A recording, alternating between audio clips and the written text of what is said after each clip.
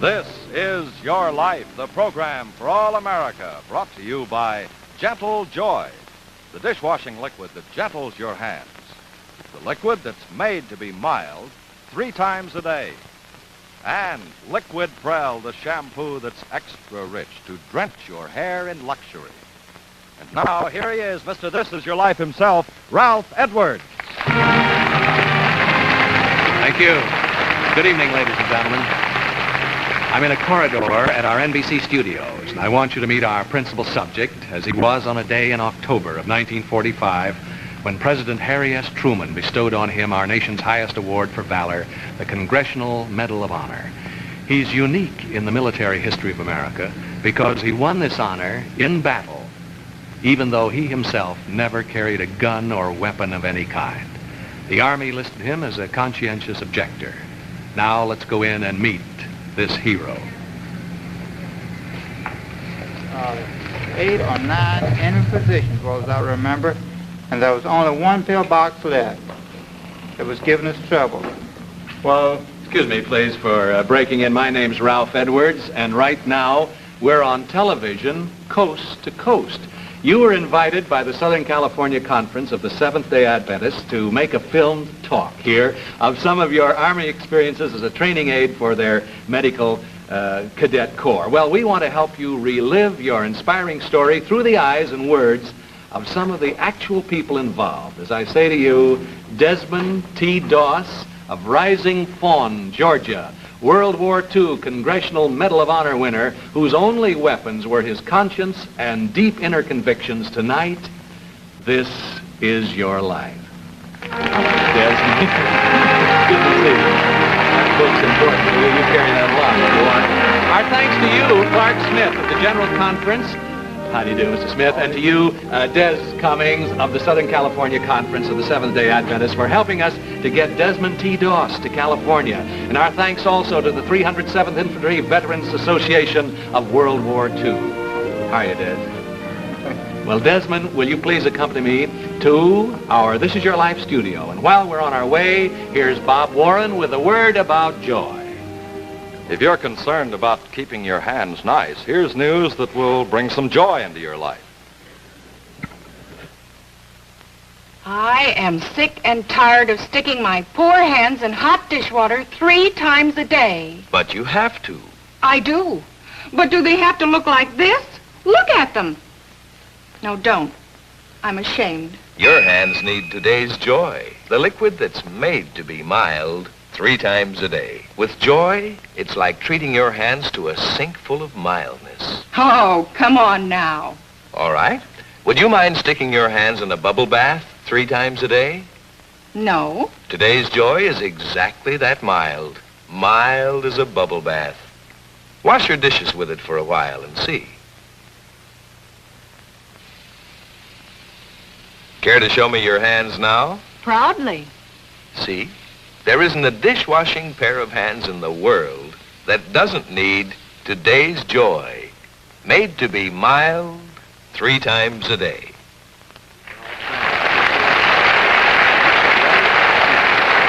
Here is our Chair of Honor, Congressional Medal of Honor winner, Desmond Doss. Please sit down.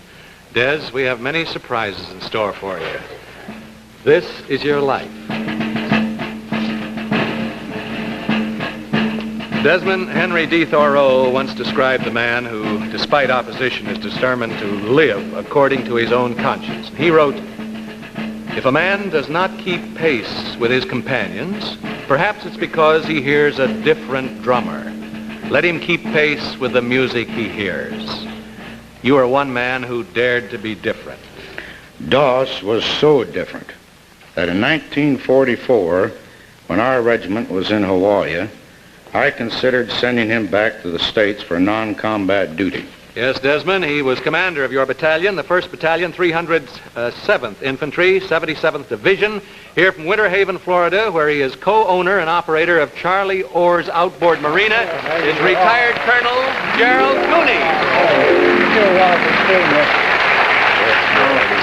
It was wonderful seeing you. When you were in Hawaii, why did you consider sending Desmond Doss back to the United States, Colonel Cooney? Well, You know, that was our last chance to weed out the few men that we felt were unfit for combat duty. Now, you know, Doss was a medic. And, you know, the fighting in the Pacific was so deadly and treacherous that we even had to arm our medics. Now, Doss, being a conscientious objector, you know, he had such a strict feeling about his religion that he refused to take weapons training. And the fact of the matter is, he wouldn't even touch a rifle. And naturally, I was concerned for his own safety. Well, what made you change your mind, Colonel? Well, his company commander, he knew Doss real well and understood him much better than the rest of us. He finally convinced me that Doss could be depended upon. And I certainly am grateful to his late company commander, our Captain Vernon, for keeping me from making a big mistake. Thank you.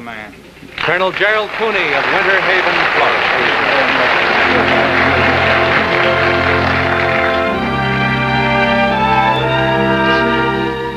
Your faith, your deep-rooted principles, your refusal to compromise with your conscience, and your compassion for suffering, which are to help make you a living legend of the 77th Division, finds their beginnings in your childhood. When and where were you born, Desmond?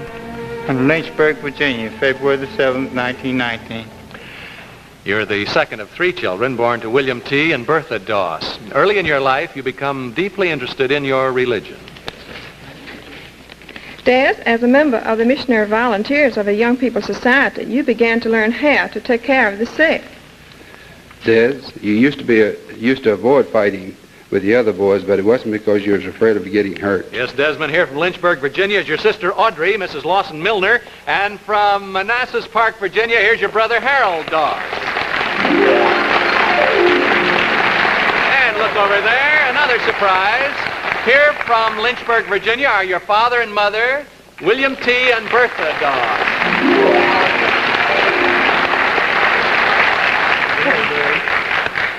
Now, you said Desmond avoided fights when he was a boy, Harold? Yes, but he could be pushed just too far. I remember once we were running and from 6 boys, and suddenly Desmond just stopped, and he says, "They just can't do that to us." The other boys stopped too, didn't they? Oh, yes, they suddenly stopped, but when they saw that determined look, they just slowly walked away. Desmond always wanted to help others. As a member of the Young People's Society at our church, he always liked to visit the sick and carry them flowers and the old folks' home. And on many occasions, I mean, he has given blood donations. And of course, he gave free service as night nurse to the ones that couldn't afford it. I remember there was an elderly man that he was particularly fond of that was in a hospital 3 miles away. And sometimes he walked both ways to care for him and to sit up with him night after night. The spiritual faith, selflessness, and compassion of the boy are later to help make a hero of the man. Thank you, Mr. and Mrs. William T. Doss, Sister Audrey, Mrs. Lawson Milner, Brother Harold Doss. You'll see them later, Desmond, at the party in your honor at the Hollywood Roosevelt Hotel, where your family and friends from out of town have been staying.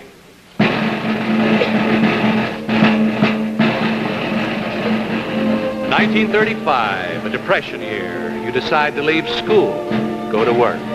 A mutual interest in your church draws you and a certain young lady together. You fall in love, and on August 17th, 1942, you and Dorothy Schutte are married in Richmond, Virginia. But before that happy event, Desmond, when we enter World War II on December 7th, 1941, what work are you doing? I was working in Newport News shipyard, Newport News, Virginia. You're also taking training in the Medical Cadet Corps of your denomination. April 1st, 1942, you're inducted into the Army at Camp Lee, Virginia. Your classification is 1AO. Now, what does that mean, Desmond? Non-combatant. We believe in serving our country in any way possible other than having to take life. Yes. Or, as the Army described it, a conscientious objector. You become a medic but you refuse to compromise with the strict tenets of your religion. You constantly request passes on Saturday, your Sabbath, even on maneuvers, so that you might attend church off post. You do this even though you must work 24 hours on Sunday to make up for it. You refuse even to touch a weapon when you're attached to combat units, and this leads some officers to try to secure you a Section 8 discharge. Now, what is a Section 8 discharge? Well, I understand it means I was just getting off a mentally or emotionally disturbed. Right. Is that right? Although, Briefly, sir. Although the major said not necessarily meant that, but it was just a little too strict on my religion. Well, briefly, what did you say to your superior officer when you were told this discharge was in process? Well, I told him that I didn't feel like I was much of a Christian, that I could accept a discharge off my religion, and I couldn't accept it. Mm-hmm. And the Pentagon accepts your reasoning, and you're not discharged. But many officers and men still consider you a shirker. And when the time comes for the 307th to get into action on Guam, they're to discover how wrong they were. We'll learn about this in a moment. Right now, a word about dreams. Every woman has her dreams, lovely dreams of luxury and beauty. For instance, here's a dream of luxury meant especially for you.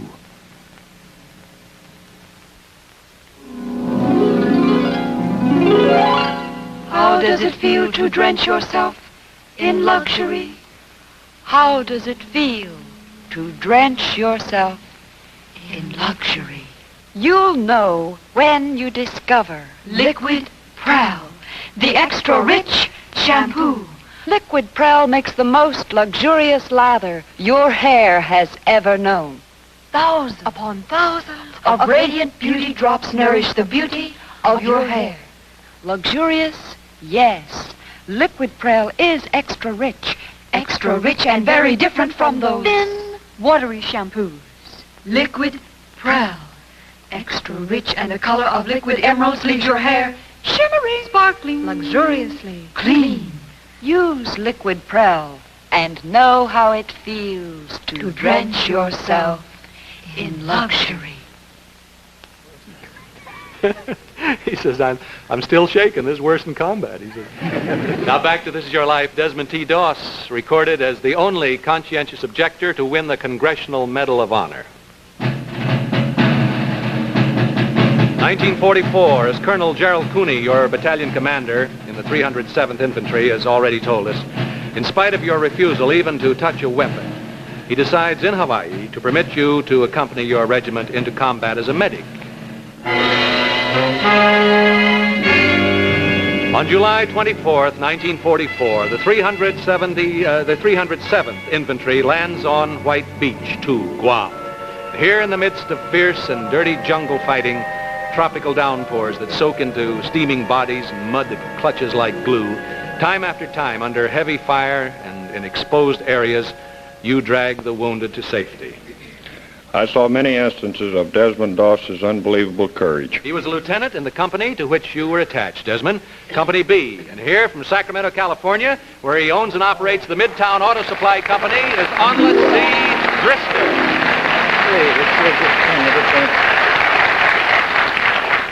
Now, Guam was a turning point in changing the opinion of the officers and men about Desmond Doss. Isn't that so, Onless? It was, Ralph. What Doss did on Guam, he was not only accepted, but he was admired for his unbelievable courage. I saw instances when we were pinned down. It was unbelievable that anyone could come out alive. Yet, time after time, he would go out without weapons, without orders, sometimes even against orders, and tend to the wounded and bring them back. It was a miracle that he was not hit. Desmond also gave spiritual help to his buddies, didn't he, Onless? He certainly did, yes. When we were about to go into combat, he would get down and say his prayers. Many of us would say them along with him. Knowing that he was there gave us an unbelievable amount of courage. Thank you, Onless C. Brister of Sacramento, California.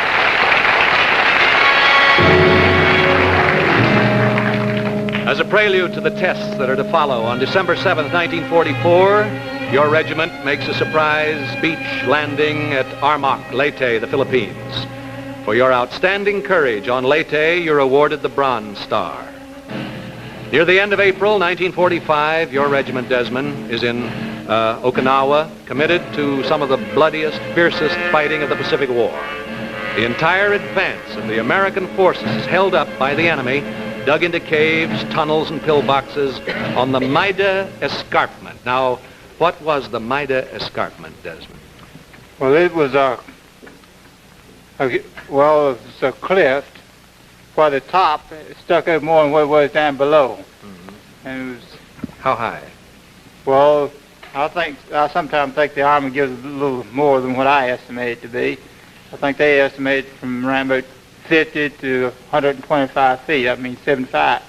But I didn't think it was more than maybe about 30 feet, maybe where we went up and down the rope cargo net that we put up to scale up and down the cliffs. Yes. Well, it was almost solid coral, wasn't it? That's right. And then it was flat on top, sort of a flat top, and it was very rugged. B Company, what were you going to say? The terrain was very rugged. What looked like might be natural terrain, I mean, might be enemy position was natural, and what might look harmless was quite often enemy positions. Yes, B Company, to which you're attached, is one of the units ordered to take the escarpment. And it was on that escarpment that Desmond Doss performed his most memorable feats of courage. Now a private investigator for the state of Arizona and co-owner of the Fact Finder, here from Phoenix, Arizona, is Captain Jack Glover.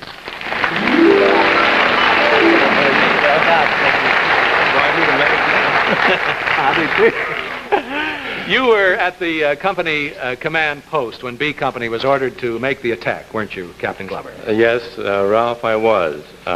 The late company B commander, Captain Vernon, told Doss, and I believe at that time Doss was reading his Bible down below us, that he was the only medic left in the battalion. He knew it was his Sabbath day, but he wanted to know if he would go with us. And he said if you'd give him a few more minutes, he would be with us, and he did. Mm-hmm. Well, what happened when the attack was made, Captain Glover? Well, we fought many days on the escarpment there. They put cargo nets up so that we could get up it. And during the day, we'd get a foothold on the top, and then we'd get kicked off again. And we had such intense enemy fire that at one time we had so many casualties that we had to leave some behind. We had to give orders to withdraw. There was one able-bodied man that refused to withdraw, and that was Doss. And as the official citation reads, Private Doss refused to seek cover and remained in the fire-swept area with the many stricken, carrying them one by one to the edge of the escarpment, and there lowering them on a rope-supported litter down the face of a cliff to friendly hands. How many men did Desmond Doss save in this way, Captain Glover? About 75, Ralph. I think it was the most heroic deed that I have ever seen.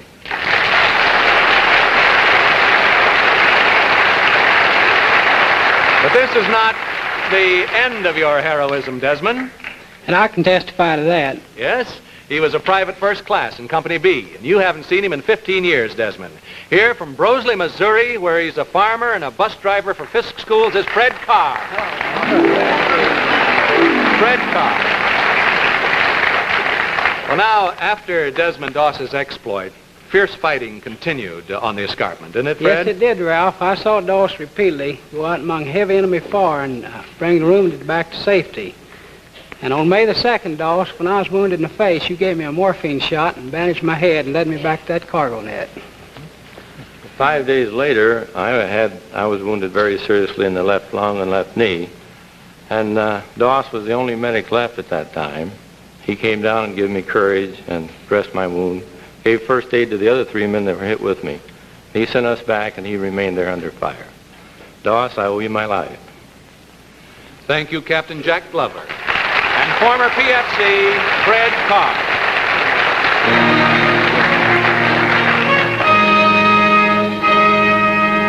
The escarpment is finally taken. On May 21st, Desmond, you are seriously injured by a hand grenade. As litter bearers are carrying you to the rear, you're caught in an enemy tank attack. And seeing a more critically wounded man, you crawl off the litter and direct the bearers to give their attention to the other soldier. This with 17 pieces of shrapnel in your body. While you're awaiting aid, a sniper's bullet smashes through your arm. And yet you crawl 300 yards to the aid station.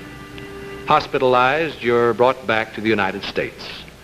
On October 12, 1945, for your deeds on the escarpment and elsewhere on Okinawa, President Truman decorates you, Desmond T. Doss, with a Congressional Medal of Honor.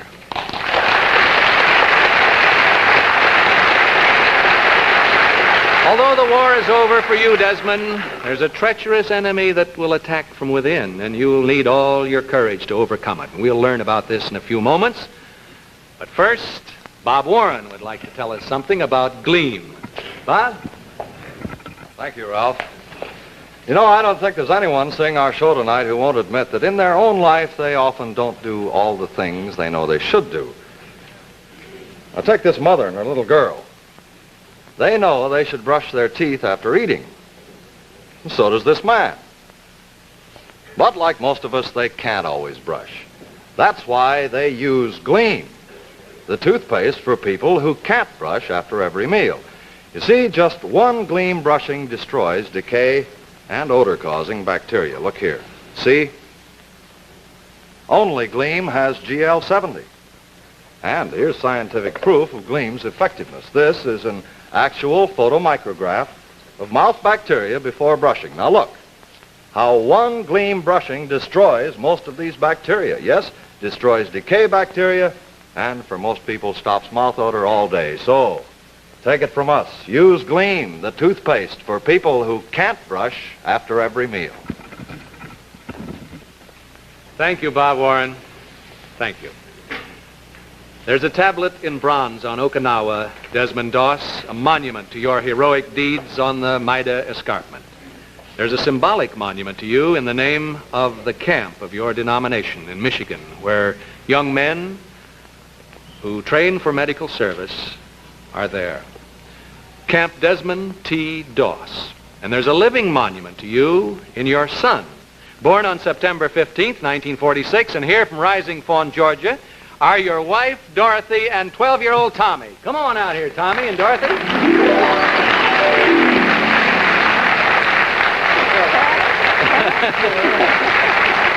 Now, Dorothy, you go over there and sit down by Daz, and Tommy, pull up a chair here. Oh, boy, we really surprised Dad, didn't we?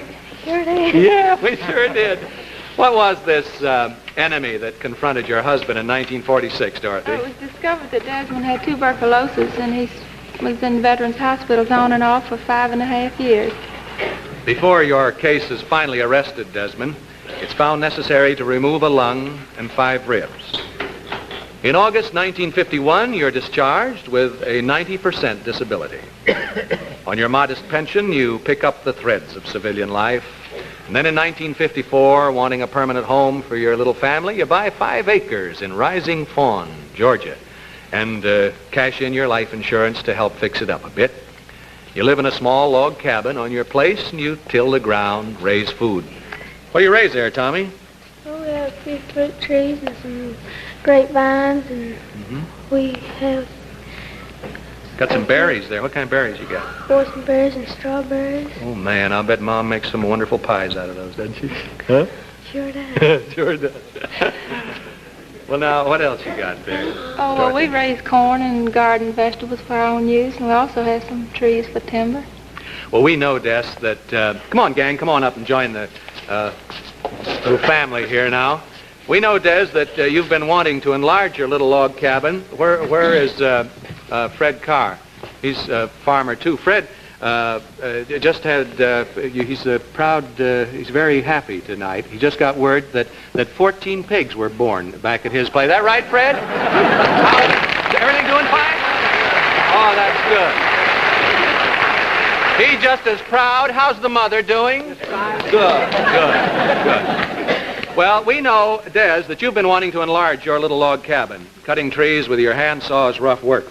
Well, Joy has for you this Wright Super Rebel gasoline power saw that'll cut trees down in no time at all. And to help you in the actual construction work, Joy will see to it that you get the modern DeWalt Power Shop, which in less than a minute makes it possible for you to change it from a power saw to 15 other power tools, all in one machine. With this DeWalt Power Shop, you'll get various accessory tools which will make your building projects easier, more efficient. Now, you can keep a filmed record of your building progress with this Bell & Howell 16mm electric eye movie camera and show it as well as your film on tonight's show on your Bell & Howell sound projector.